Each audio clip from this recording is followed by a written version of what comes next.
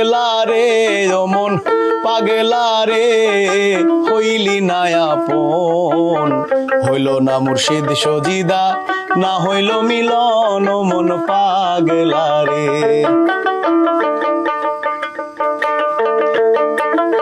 মনরে